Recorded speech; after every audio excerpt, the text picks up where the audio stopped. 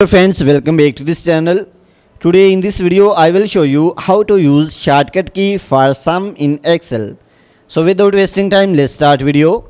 If you find this video is helpful for you, then please give like this video and subscribe our channel. So let's start. So firstly select the cells where you want to add. So after selecting the cells, use a shortcut key for sum. So press Alt and equal.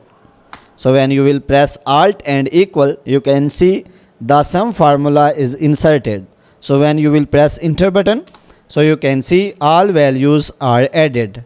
So if you want to add these two values, so select the cells here. So after that again use a shortcut key Alt and equal. So you can see these two cells are selected. Then press enter button. So you can see these two values are added. So guys, in this way you can use shortcut key for sum in Excel.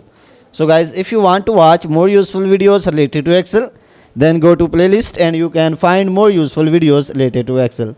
So guys, if this video is helpful for you, then please give like this video and subscribe our channel. Thanks for watching.